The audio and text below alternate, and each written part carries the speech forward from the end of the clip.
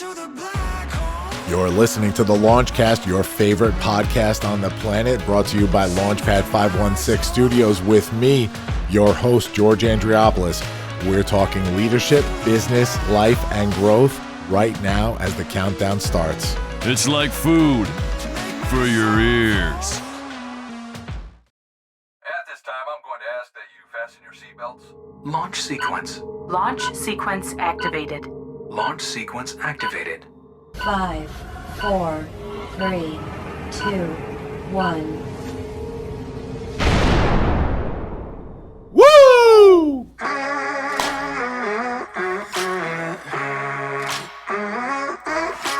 Hey, everybody. Welcome to the Launchcast. Episode 318, Leadership Born in the Embers.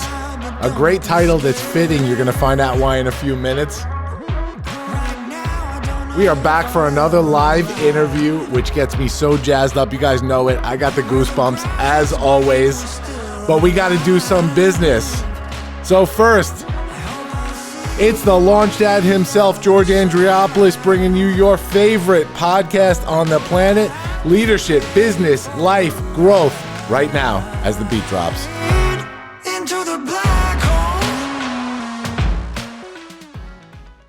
What is happening, my friends? Welcome back to the Launchcast. We're here for another week, and it's been a big week. So I want to get some business out of the way first.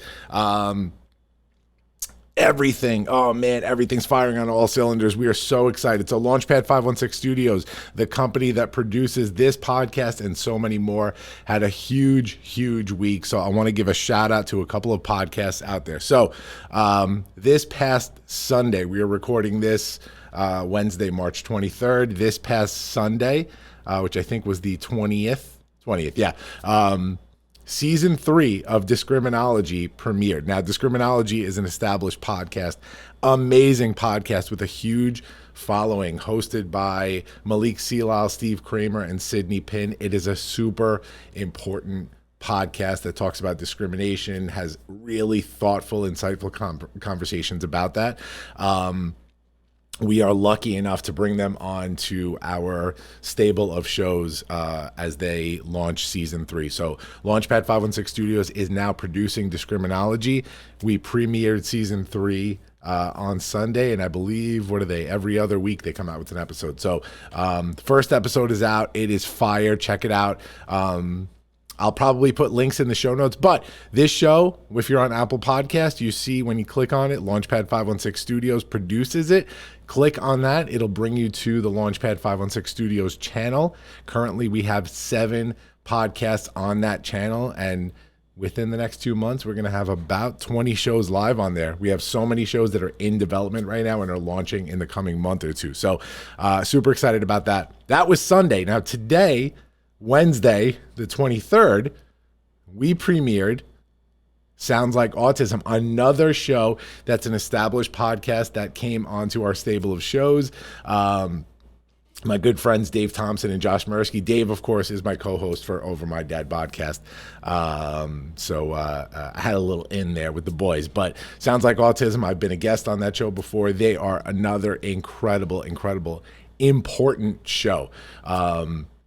And so, being that we're a production company, a podcast production company that brings on impactful programming as well as entertaining programming, it was so important to show the diversity in our stable of shows. So Sounds Like Autism talks to people across the country, across the world that are making inclusiveness part of their everyday lives, and they are building programs to create a more inclusive world for people on the autism spectrum and beyond. So season 3, episode 10, released today. It is the first, I think it's their Best of Connecticut show as they're doing their virtual inclusion tour.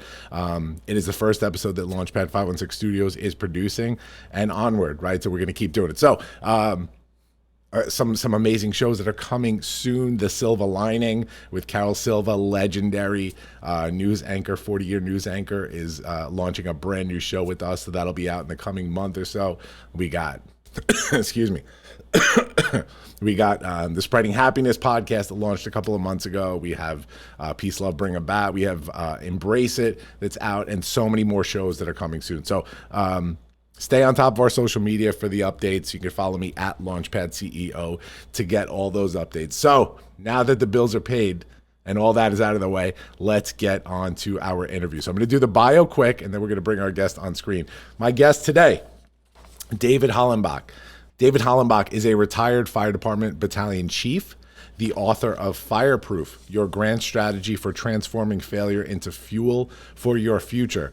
A motivational speaker, coach, mentor. He owns and operates David Hollenbach Consulting LLC and hosts the popular podcast From Embers to Excellence. David is a veteran of the United States Navy with a master's degree in public administration from Barry University. A major focus of research for his capstone was how strong, positive leadership can influence the culture of a large organization.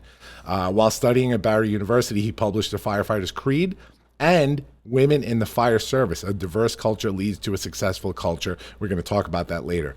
An article highlighting the importance of gender diversity within the fire service in Fire Engineering magazine. He has spent years as an instructor, coach, mentor, helping others define and realize success. Although he no longer works as a servant to the community, his passion for service to others remains stronger than ever. So without further ado, let's bring our guest on screen here.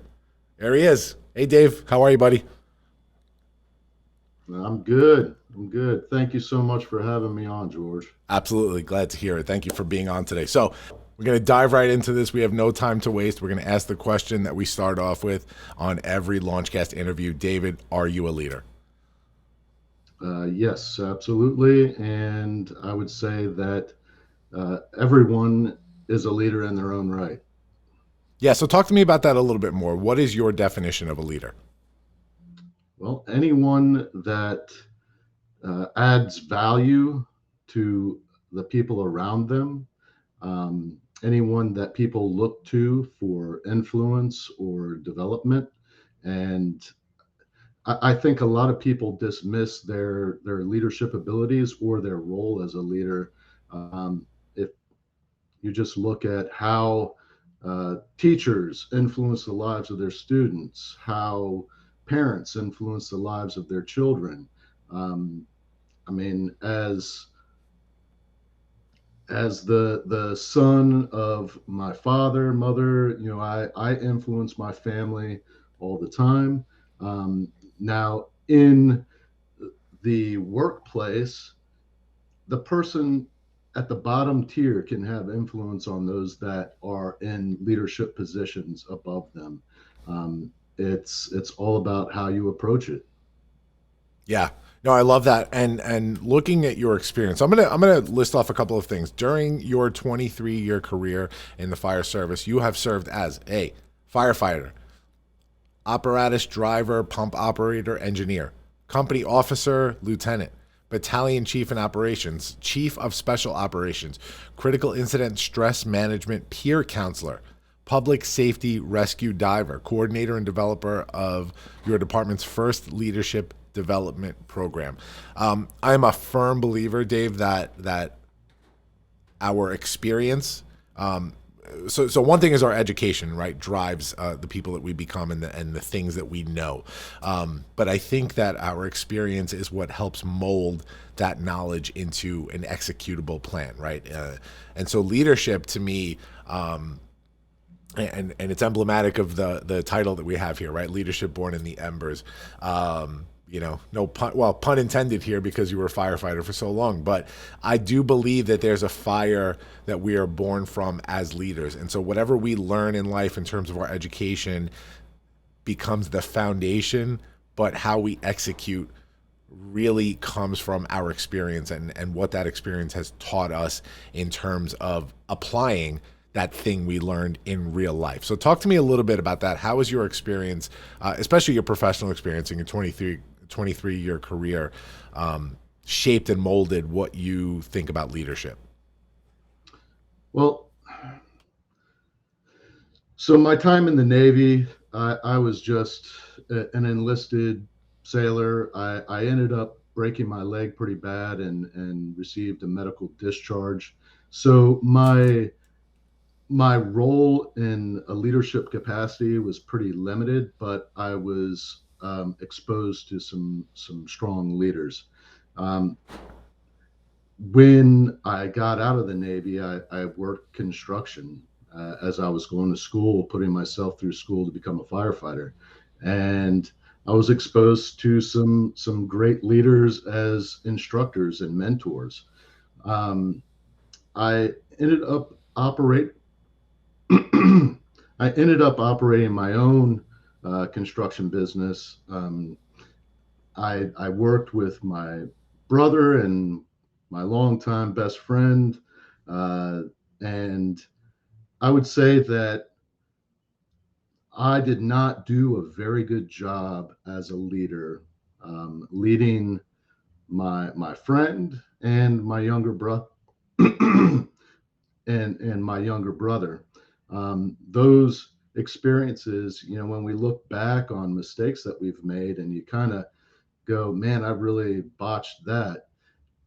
The idea is that when you make mistakes, when you recognize them, you apply that to how you operate moving forward so that you can do a better job, and you can add that value to other people that are one day going to be in those roles after you're long gone. So there's one thing that I write about in my book, and I used it when I was teaching leadership throughout the last 10 years of my career. Is this term that I found in a Navy SEAL book. It's called selfish altruism. And, altruism is that giving of yourself freely with no expectation of benefit or, accolades or anything like that. Well, selfish altruism in the arena of leadership is you work really, really hard at developing yourself to be that person that can add value to the people you're leading.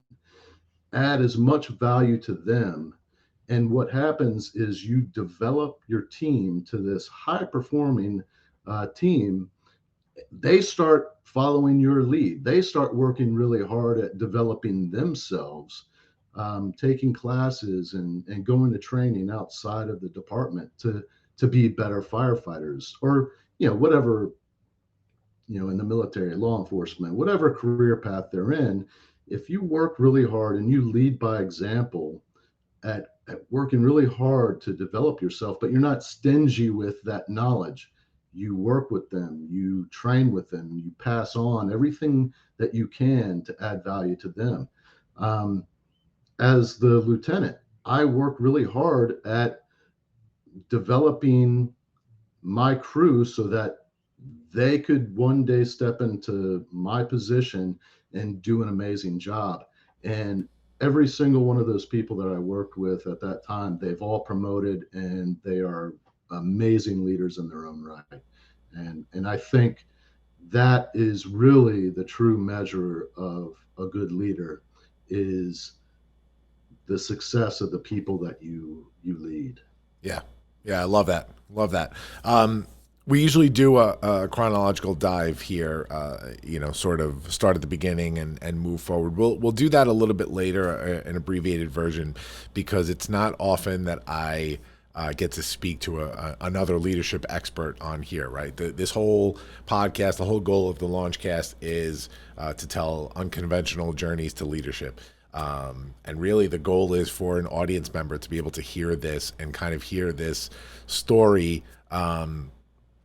and say to themselves, like, hey, I've gone through the same thing. Maybe I can be the leader that this person is on this show right now, this guest right now. And so that's kind of what we do here. I'm a student of leadership myself.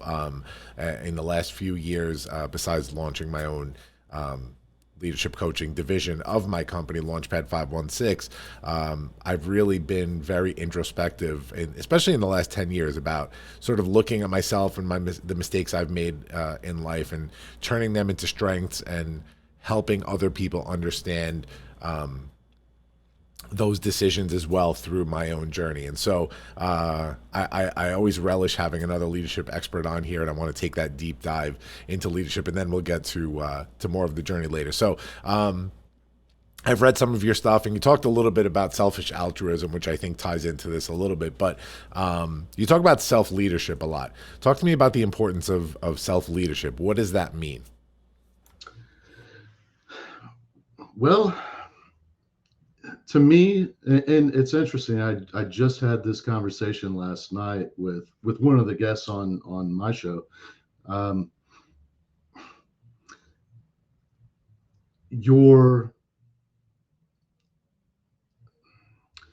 intention and resolve.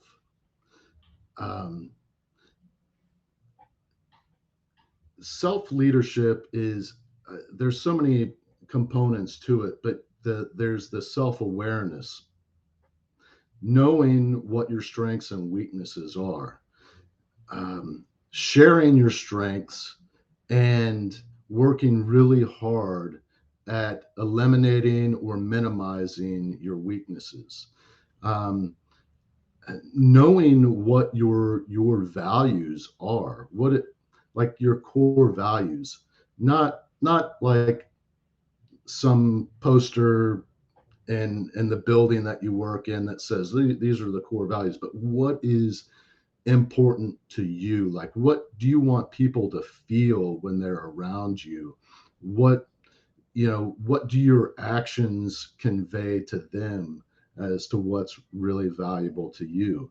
And really checking yourself, your decisions that you're making. And one of the things that I would teach is, it goes back to Stoic philosophy, Epictetus, that talks about what wisdom is there's this gap between stimulus and action. So you are stimulated to act by something outside of your little circle, whatever it is. You're put in a position where you need to act or decide not to act. Before you make that decision, there is that gap where you can say, is my action going to make this situation better? Is it going to be irrelevant, or is it going to make it worse? And in that gap, you have a choice to make. Be a good self-leader, make the right choice. And a lot of times, there's not a clear choice of what is right and wrong. You can't really play out every eventuality. But if you know what you stand for and you do your best job at acting in a way that is congruent with who you are, good or bad, however it turns out, if you are true to who you are, I think you can make that decision and feel good about it. And so that's what I feel like self-leadership is having that wisdom and that self-awareness of knowing what it is that you stand for and acting in that vein, being true to yourself. Yeah. Oh my gosh, so many good points that you made there that I want to splinter off of so many of these to continue. It's really a philosophical conversation about leadership, right? And I think when people can understand where the roots of leadership come from, they kind of get why there are so many different schools of thought on leadership. So we won't go too much into the vortex here, because I know if I dive in with this kind of stuff, I'm going to bore people. But I love all the thoughts on this stuff. We're going to get to the book later on. Talk to me about the relationship between leading and following, and then the follow-up question to that, and I think it's closely tied to it. is a topic that we talk about here on the Launchcast so much, the difference between leadership and management. So let's start with the relationship between leading and following, and then go on to leadership and management. Okay. I want to say it was Aristotle. Yeah, I think Aristotle said that you cannot be a good leader without being a good follower. You can't expect to lead others if you can't be a good follower. And to me, what that means is you're leading by example as a follower. Everybody has a leader. Everybody answers to somebody. And if you do that well, I think that you're better equipped to lead others. So when we say a follower, because I want you to clarify this a little bit, because I think I get what you're saying here, but when we say being a follower first, are we talking about being sort of a student in that moment, being somebody that understands the, whether it's a cause or whatever it is that you're leading, somebody that understands it first before becoming a leader in the space, or is it more about being a team player in that moment? I think both. So I think even in the highest leadership positions, you have to be well grounded and understand that you're still a follower. There's a saying that I have: be humble or be humbled. If you let that position go to your head, you'll soon find yourself without too many followers. and I just, if you think of followership in the leadership program that I developed, it develops in stages. You first learn what followership is, the value of it, and work your way up from there. You always have to be grounded. Remember your roots. The foundation of all good leadership is good followership. So I'm not sure if I'm answering your question. It can be, if you look at it on a team level, depending on, just say, football, depending on who's carrying the football, that's the one that's the leader, and everybody else is supporting them. Right. So, No, I totally get what you're saying there. And I think this feeds into the follow-up of this, because and again, this is something we talk about a lot here. I think a big misnomer out there is that somebody thinks that a manager is a leader and a leader is a manager, and vice versa. And I think that when we talk about the word management or manager, we always think about it in a professional setting, of course. So when we talk about followership and being a follower first before becoming a leader, I do believe that in a professional setting, that does hold true, right? Because when we talk about the thing at hand, it's the work getting done, the work being accomplished, the goal of whatever that business is, that organization being accomplished. And so I do believe you have to be fully vested as a follower of that. I think you have to be invested in the goal of that business, what that end goal is, what you're trying to accomplish together as a team, before you can manage that team. But leading that team is a whole different thing. You can manage without being a leader. Talk about that a little bit. Talk about your thoughts on that. So to me, a manager, I think that there are managers that have good leadership skills, and they're able to lead their teams very well. I think that there are leaders that have good management skills. But to me, leadership is more about influence and inspiration, and it's not about position. Whereas managers, I believe, manage processes, manage tasks, and a lot of times it comes with position power, and not necessarily because the team says, yeah, this is the best person, we'll follow them to the ends of the earth.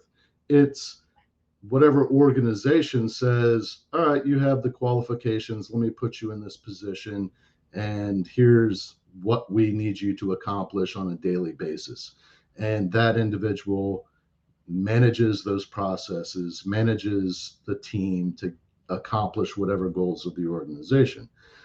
But if that manager can't inspire those people, and if those people don't feel like the manager has their best interest, if that manager doesn't care about them as individuals, they'll probably just do the minimum.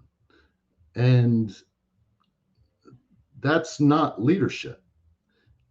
Leadership to me is the people on the team know what you expect of them, and they will work their asses off to deliver and do the best for you because they know that you would do that for them.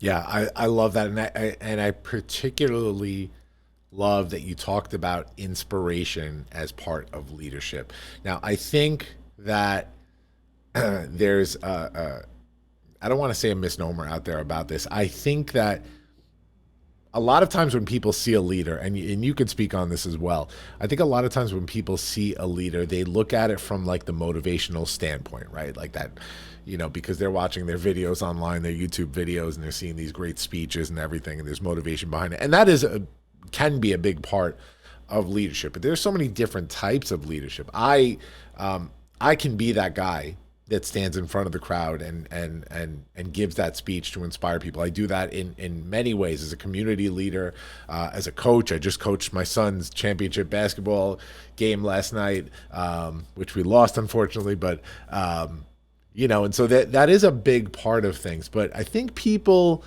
need to understand a better look at the theory behind inspiration to kind of understand leadership. I'm gonna give a quick, like 30-second version of this, but I teach in the leadership experience, I teach something called inspiration theory. And this goes back to the old Greek philosophers. There's a school of thought that inspiration comes from ideas. So when we look at inspiration in like the theater, right? This is one of the theories of the old Greek philosophers. There's a play, right, that's being done. And so the chain of inspiration in that play starts with God, right? We're not going to get into a religious conversation here about this, but to them started with God. God inspires the playwright with the words, right? The playwright is then inspired and writes these words and puts them on paper and now looks to put this play together. And so now the playwright brings the dancers and the actors and everybody on there. And so they are now inspired by the playwright and the words in order to create this performance. And they get out there and they perform, they act, they dance, whatever it is that they do. And now they are inspiring the audience that is watching to take these lessons, these ideas that come in the play, and carry them forward in their lives. And so inspiration isn't just getting up and motivating somebody by telling some kind of inspirational story and then winning them over. There's a whole chain of things that have happened in inspiration. And when you can kind of be really introspective about the things that you do on a day-to-day basis and the things that make you a leader, the things that turn you into a leader, the things that inspire others, inspire in the conventional sense of the word. But then when we look at it in the really like the micro sense of the word, the chain of things that cause that inspiration, there's a lot of work that goes behind being a leader and leadership in and of itself. So I love that you used the word inspiration there, because that's a huge part of leadership to me. I want to move on. We can have this whole, we could do like 3 hours on this if we wanted to. But, and now a word from our sponsors. Well, that's a nice song. Hey, everybody. It's me, the LaunchDad himself, George Andriopoulos, the host of the Launchcast, the co-host of Over My Dad podcast. But more importantly, I'm here today on behalf of Launchpad 516 Studios, the podcast production company that makes those two shows, the one you're listening to now, and so many others possible. Now, what is Launchpad 516 Studios? Well, it's the brainchild of Launchpad 516. It's a podcast production company, and we help you from conceptualization to production to recording to post-production to monetization. The key word here, let's turn that hobby, that idea into a revenue stream. But more importantly, let's get that important idea out there and get your voice heard, because that's what matters right now. Hit us up, launchpad516studios.com to find out more information, or send us an email, podcast@lp516.com. DM me at LaunchpadCEO on all the platforms. Let's chat. Let's get your voice heard. We're pretty good at this, guys. Don't let this offer slip by you. Later, guys. Beep, beep, beep.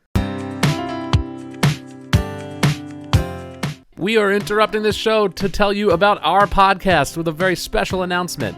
Hey folks, I hope you're enjoying your podcast, what you're listening to right now. But I would like to tell you about another one. We are Sounds Like Autism, Produced by Launchpad 516 Studios, which is full of impactful programming. It's the podcast that celebrates neurodiversity by speaking to the people who are helping to create a more inclusive world. I am Dave Thompson. I am an educator and an innovator and a leader within the space of helping the world become a more inclusive place for neurodivergent people as a neurodivergent self-advocate myself. And my co-host, Josh Mirsky, is an incredible, hardworking, big picture dude who is on the autism spectrum and super stoked to spread his message of inclusion along with me. We've had folks on from all over, all walks of life, all over the country, and more. You don't need to be someone who is autistic yourself or have skin in the game. You don't need a family member or a neighbor who is autistic. You probably have one, but you don't need any of that to get stoked on neurodiversity and inclusion. We're confident that if you give us a shot, if you join us on our journey, that you'll be a lifer and you'll be fully invested in this mission. We are just so delighted and honored to have this kind of platform to share with you all what we do. Check us out. I hope you enjoy your current podcast, and then after that, skedaddle and come right over here to Sounds Like Autism and check us out. Now, back to the show. You're listening to the Launchcast, produced by Launchpad 516 Studios with me, your host, the LaunchDad himself, George Andriopoulos. I want to move on. I want to do like the Cliff's Note version of your professional career. I know we listed a lot of things. Where did it all start in terms of your career? Was it the military first? Yes. Yeah. So you went from the military, and then following that, you became a firefighter. Is that correct? Yes. Okay. Yes. We heard the whole chain of your rise within that world, starting from a firefighter, going to an engineer, and so on. What was the next step after being a firefighter? Because that's always the interesting thing, when somebody becomes a thought leader within an industry. So you're a leadership coach now. You're somebody that's out there teaching these experiences that you've had. What was that next step that went from being this person within a fire department to who you are now?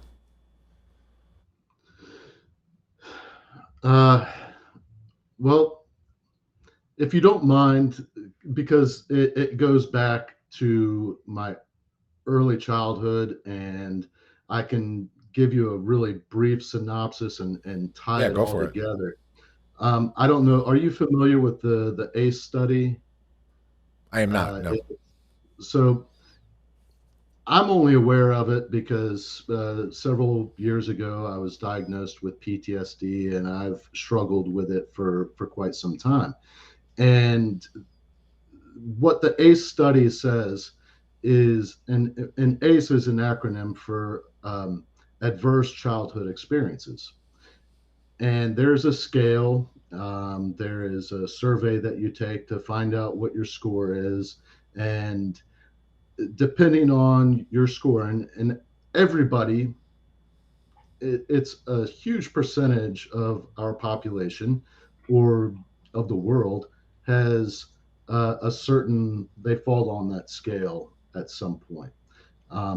We've all had adverse childhood experiences, some more than others, but it goes from neglect, being the child of a divorced mom and dad, experiencing the death of a sibling, or experiencing death at an early age.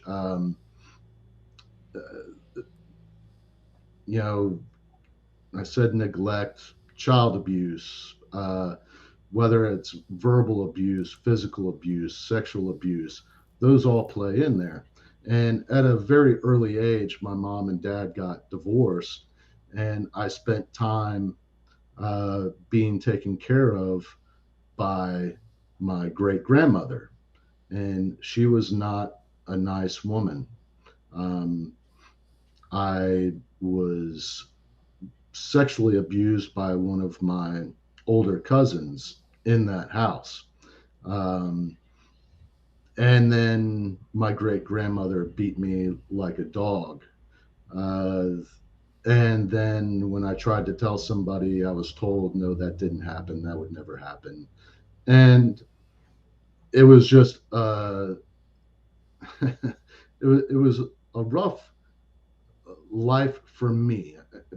It's what I knew, but I knew something wasn't right. And you grow up, and a lot of the people that I've worked with have a certain level on the ACE ladder there. They've got a score.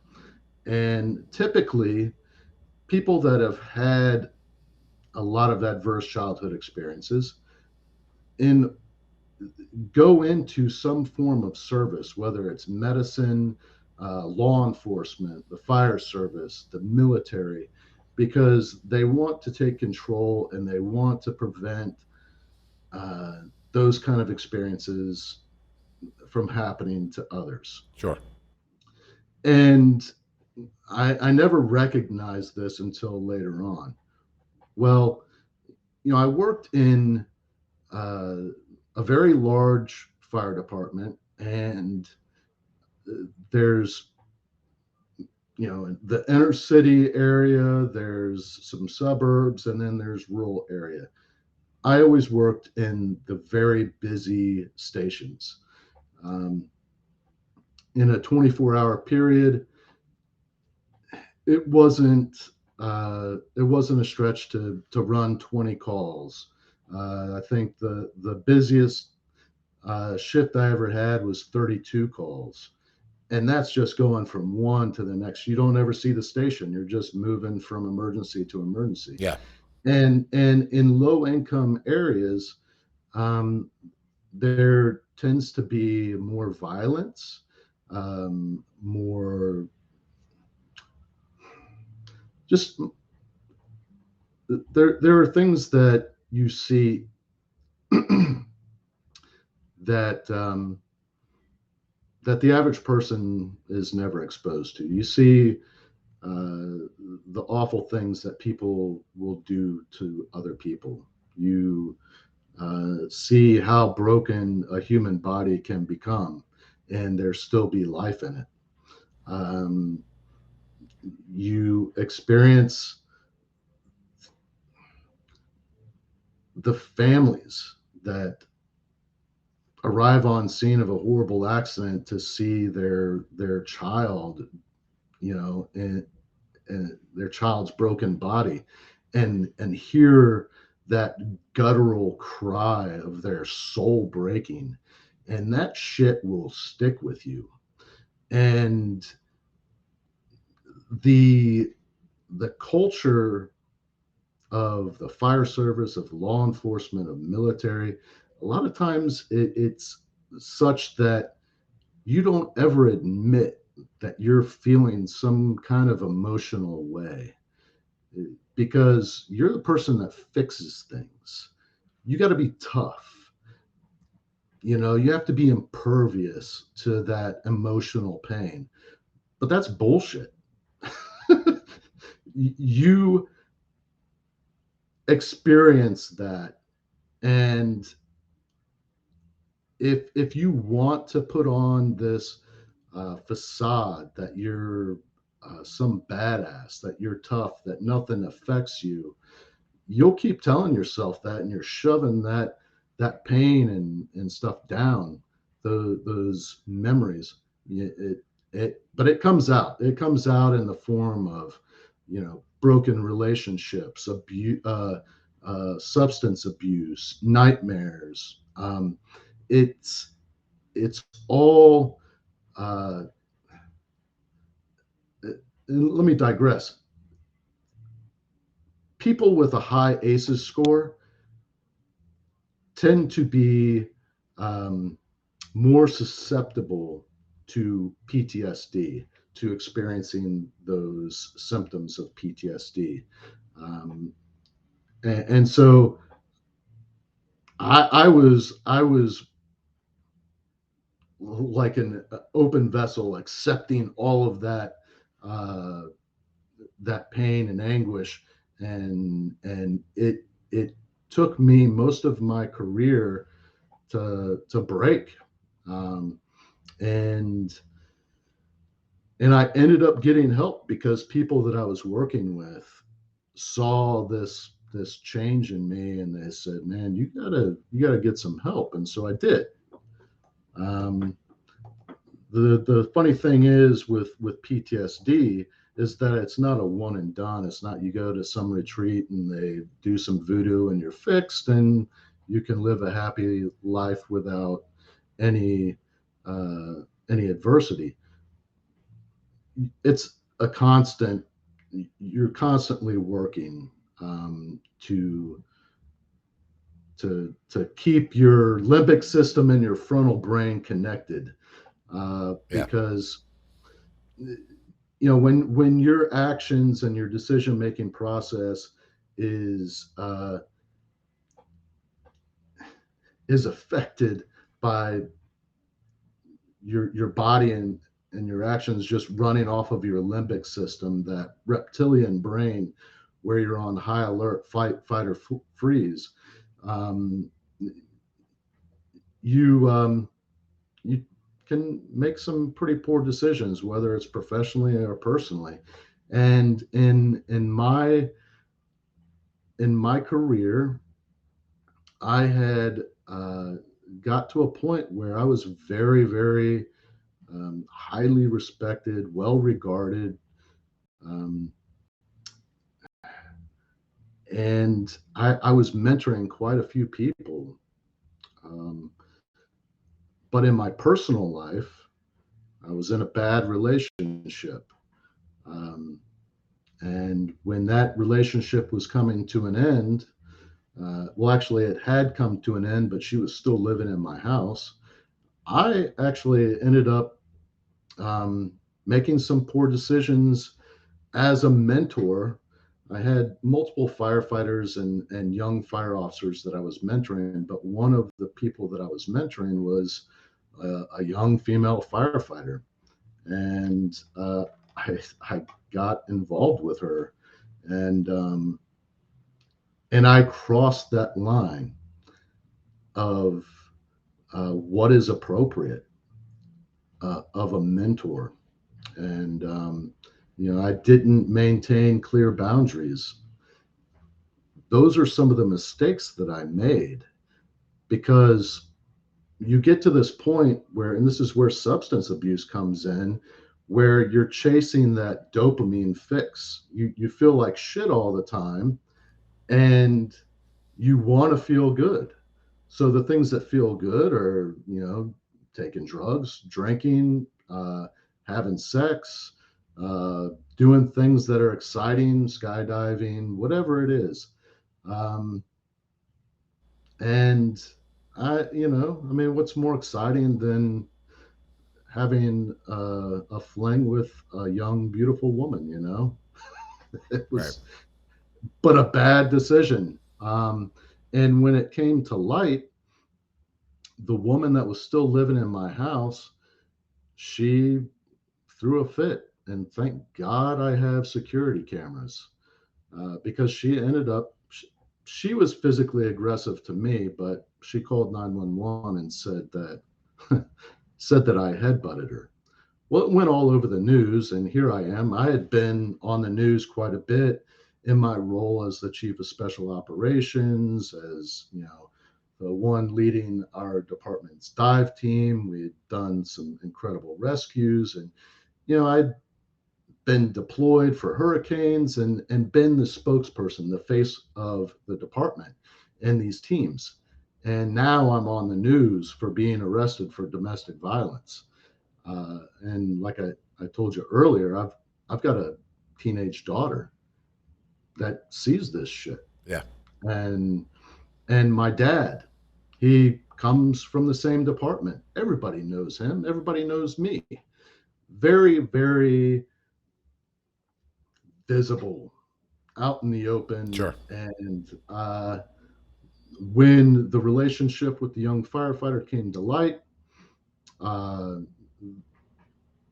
she wasn't in my chain of command, but I still violated policy. And, I was never charged with domestic violence. Like, once the recordings of the incident at my house went to the state attorney, everything just went away. Unfortunate, but my entire adult life, I had identified as this person, this firefighter, this guy that leads other men and women. That I mean, I've done some incredible stuff. Like, I had a great career, but that was my identity, so I thought. And what I found after losing all of it, because I was terminated, forcefully retired. When I left, I had to do a lot of soul searching, and I went to a really dark place, because before all of that happened, there were some calls that I went on that were the most horrific of my career, and I couldn't sleep. I wasn't sleeping. I was afraid to go to sleep because of the nightmares I was having. And I was reluctant to go get help, because here I am. I'm on the critical incident stress management team. I'm not the one that goes and gets help. I'm the one that helps. Really distorted thinking. And so I made some poor decisions. I was not effective. I was not effectively leading myself. My decision-making process was definitely not on point. And those mistakes cost me my career, my reputation, and really my identity. And so, I started drinking a lot, and I had made a decision one night.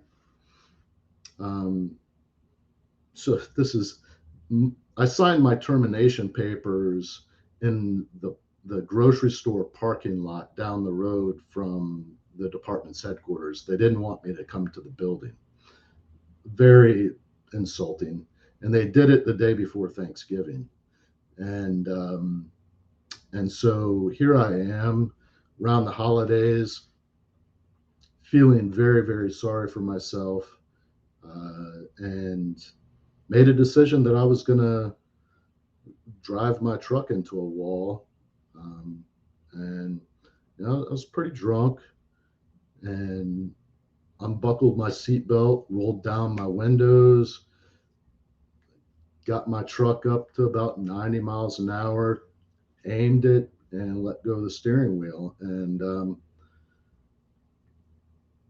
I looked up to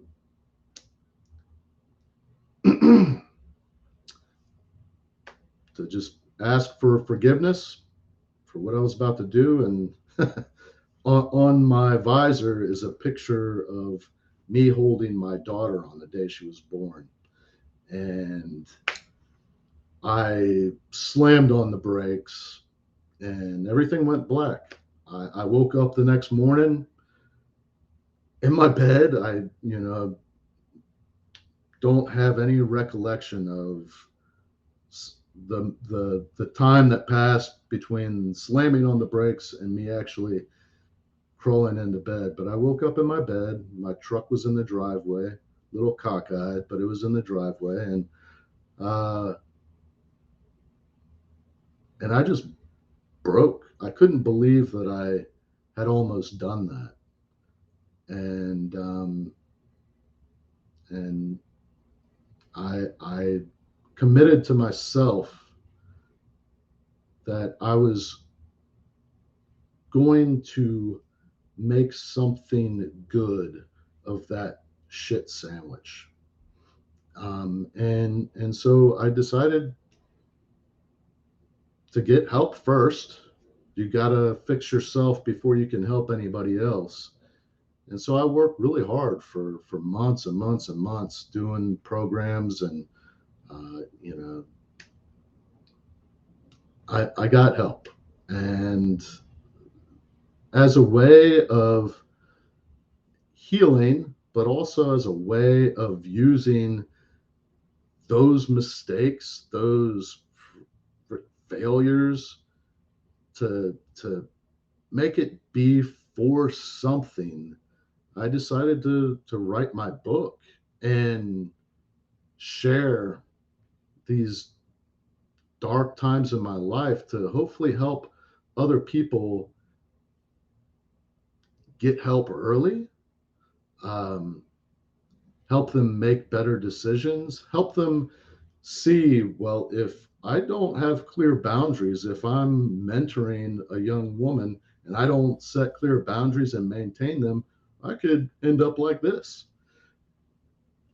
And then also to share that story of, like, because there's a lot of people out there that have found themselves in a really dark place where they decide that the world is better off without them.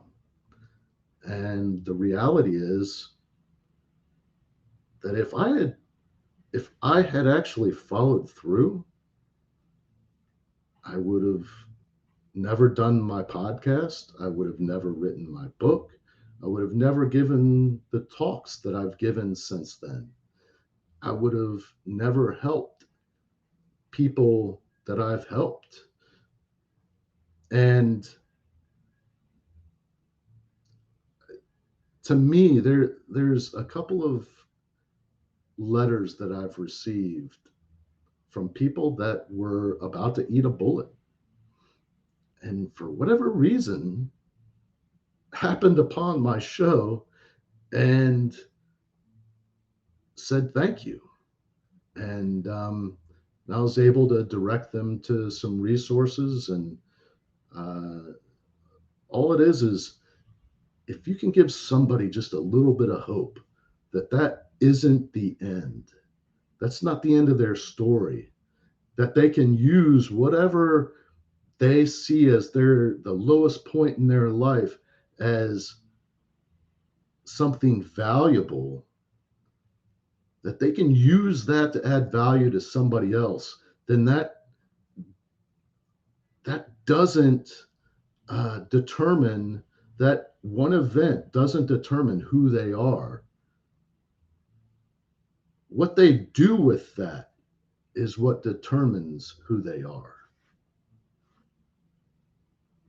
Yeah, that's incredible, man. I want to just first of all thank you for a few things here before we continue and start wrapping it up. I want to thank you first of all for your honesty. That was incredible, and that's it's going to help a lot of people. We actually, contrary to popular belief, we actually have a ton of listeners on this show, and people have contacted me after hearing guest stories like this, and really, thanked us for sharing these stories. So I want to thank you, first of all, for sharing that. Second of all, and I meant to do this before, I wanted to thank you for your service, both in the military and, in the fire department and everything you've done for the people out there, right?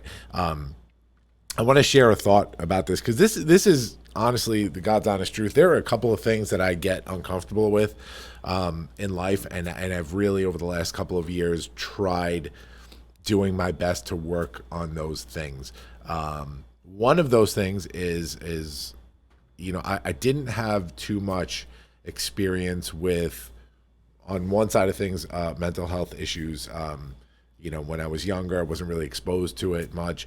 I also didn't have any experience on the other side of things with people that go through experiences that get them to the point where they want to give up, right? And suicide becomes a thought. I have been exposed in the last couple of years to a few of these situations with people that I know, and I've found that it makes me extremely uncomfortable, because I'm the guy that always wants to help. When I see somebody in pain, when I, as a leader, as a natural leader, I just want to be there for people and help them get through a situation. But I have noticed in the last few years that I tend to run from those situations when I see that going on in somebody's life.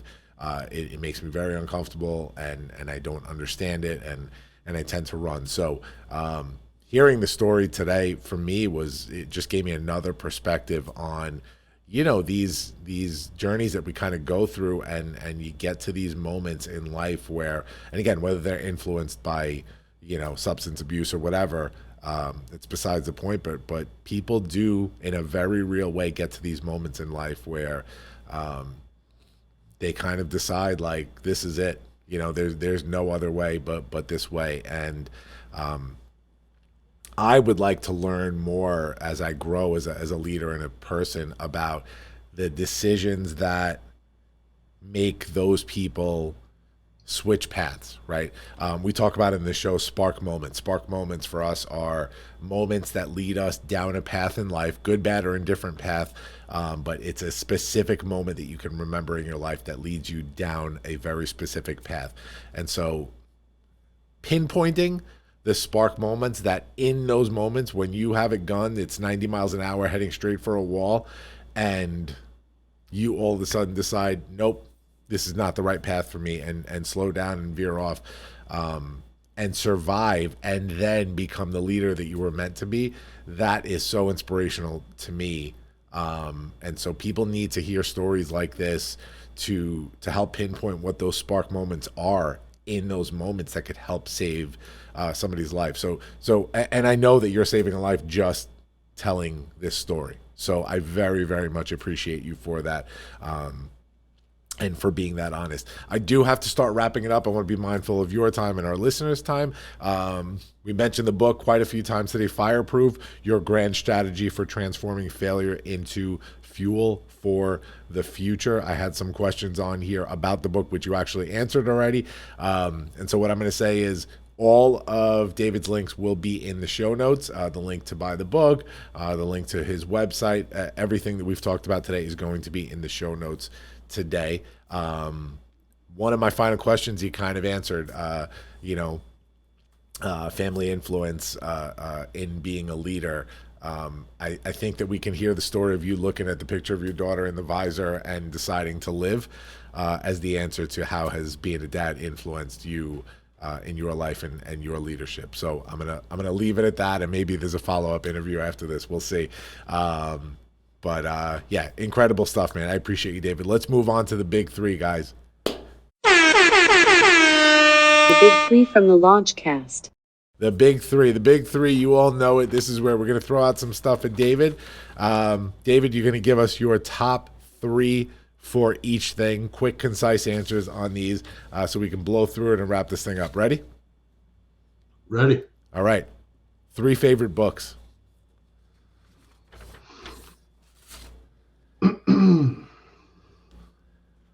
Jeez. And you can't include yours. Warrior's Creed by Roger Sparks. Meditations by Marcus Aurelius. And, oh man, The Wisdom of the Men by Arthur.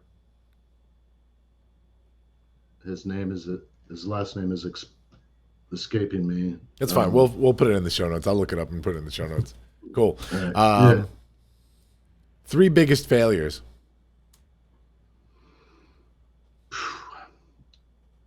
All right. 3 biggest failures. Not repairing my relationship with my younger brother before he passed.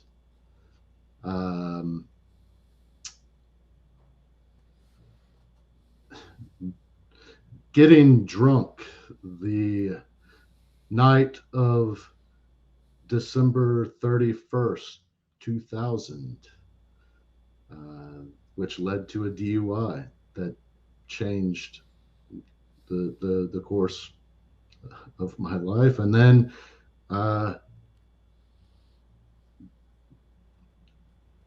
not maintaining those professional boundaries with that young firefighter.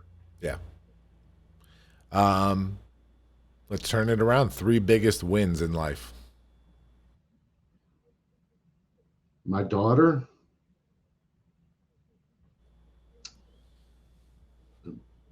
becoming a firefighter, and writing my book. Love it. Love it. Last one. 3 tips to leave our audience with today in terms of leadership. So, real short story. When I was somewhat of a leader in the fire service, junior firefighter, he was retired Army. He had worked his way up to first sergeant. His name's Angel Flores. Just a quiet professional, didn't talk a lot, but his work ethic impacted me so much. There would be times that I would do what needed to be done around the station, and I would see him going back and doing the exact same things behind me. And I told him one time, like, what are you doing, man? I already did that. And he was like, oh, did you? And then continued. And I realized that my standard and his standard were 2 different things. And so I worked very, very hard to meet his standard, because if he was following behind me, here I am, I'm in a higher position than him and supposed to be the leader, and he's going behind me and redoing what I've already done because I didn't meet his standard. And not really, he didn't complain about it or anything. No matter where you're at in your career, you can impact those around you. You are a leader. You've got to embrace it and work very, very hard to develop yourself so that you can add value to those around you. So I think that's 2 things. And then the third is we're all connected. I think that we've got to realize our purpose in life, and it goes back to Eastern philosophy, Stoic philosophy. Throughout history, mankind has tried to figure out what is the meaning of life and all that. And I really do believe that we all have a purpose, and it's how we express that purpose as individuals. But that purpose is always to add as much value to those around us. We are all connected, and we can add value in some way. Love that. Love that. David, appreciate all the honesty. I appreciate you coming on here and helping to educate our audience. But especially the honesty, man. We cannot grow as leaders, as human beings, unless we are honest with ourselves and our constituency about the journey that we've gone through, and be introspective enough to learn from that.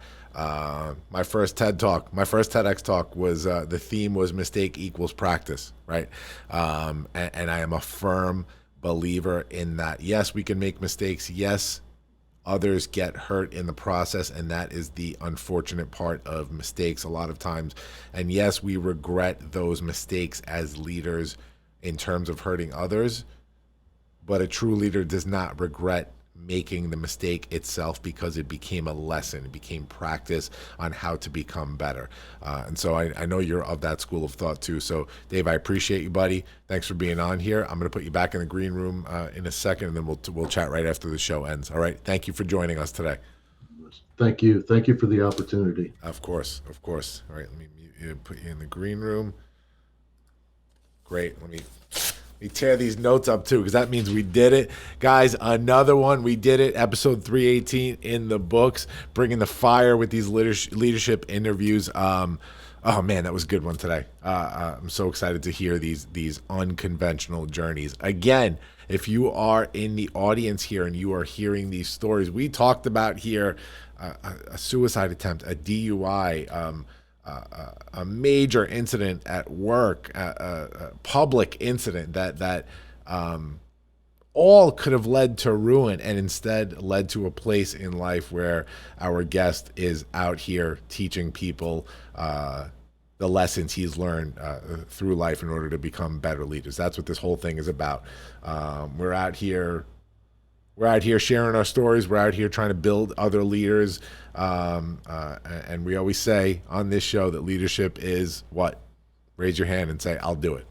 Right? That's as simple as it is. So thank you for joining us today. Another one next week. We're live every single Monday, 6 a.m. Apple Podcasts, Spotify, iHeart, Pandora, TuneIn, Amazon Music, Google, all of them. We're everywhere. Thanks for joining, guys. We'll see you next week. Launch sequence terminated. Into the black hole. Into the black hole. The Launchcast is brought to you by Launchpad 516 Studios, produced by Fabrizio Fugazi and executive produced by George Andriopoulos. Marketing and PR by Media Convergence. Theme song by Tommy Lungberg. Music and sound effects are licensed through Epidemic Sound. The Launchcast is hosted with Podbean. Make sure to subscribe to this feed wherever podcasts are available, and leave us a 5-star review on Apple Podcasts while you're at it, guys. You can find the show on Apple Podcasts, Spotify, Stitcher, iHeartRadio, Pandora, TuneIn, Amazon Music, Google Podcasts, Podbean, and everywhere else that podcasts are available. Follow me, George Andriopoulos, the host, at Launchpad CEO on Facebook, Twitter, and Instagram, or follow the show at The Launchcast Show on Facebook and Instagram, or at Launchcast Show on Twitter. Visit our website, thelaunchcast.com, and make sure to follow all the great podcasts produced by Launchpad 516 Studios. We'll see you next time, guys.